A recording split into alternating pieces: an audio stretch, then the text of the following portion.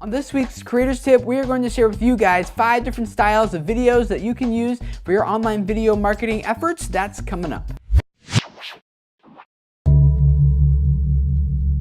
Hey guys, my name is Tim Schmoyer and welcome to another week of Real SEO's Creators Tip, where every week we do our best to help you guys who are online video marketers know how to make your stuff stand out, perform the best as it can here on the web. Last week we talked about 6 different types of marketing videos, and if you missed it, you can click right here to go check it out. But this week we want to take it a step further and talk about the different styles that you could use to accomplish each of the types of videos we talked about last week. And I want to give you some pros and cons to each one so you can better decide which will work best for your video marketing efforts. Number 1, live action videos, where you are actually shooting a video of someone talking or performing or whatever it is. The pro to that is that it can be really cheap. Like all I'm using is a lapel mic and a DSLR camera and a couple cheap lights. It can also be really quick and simple to do, and it helps your audience develop a human connection with your brand and the person who's on the camera. There's a couple cons to it as well, and those are you need to have a person who's worth connecting to, that your audience actually wants to listen to. And it's not always quick and cheap, because if you actually do live action to its fullest extent,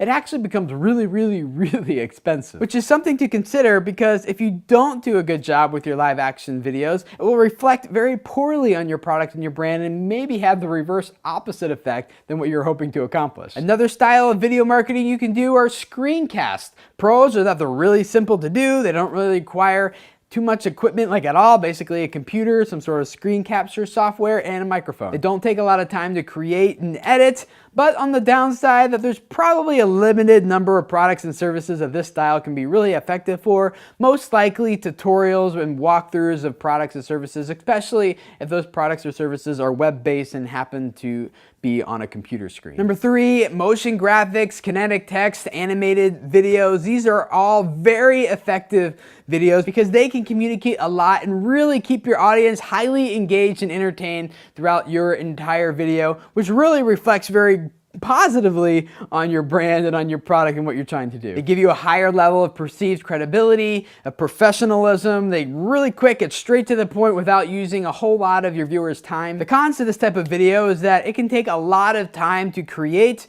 and if you hire someone else to do it, it can also get expensive, but probably not as expensive as if you did live action well. A 4th style of videos that you can make that I see around the web are slideshows. And I would just ask anyone who's thinking about doing a slideshow video, just don't do it. If you have photos to share with us, just put it in like a nice like little photo album and let us click through them at our own pace. And finally, number 5, you can do live streaming videos. And these are great because they are very highly engaging, because it's happening like right now. You can really engage an audience and interact almost in real time with them, and you don't really need expensive equipment to get started, using Google Plus Hangouts on Air, and now the live streaming feature, which is available for all channels on YouTube in good standing that have 1,000 subscribers or more. More about that in this video right here if you want to learn more. But the downsides to it is if you do want to go all out and have multiple camera angles, you want to really in high 1080p quality, it will cost you some equipment. And the other downside is that you do need an existing audience to make it worthwhile. If you don't have anyone subscribing or following your brand or your stuff anyway, doing a live stream would just become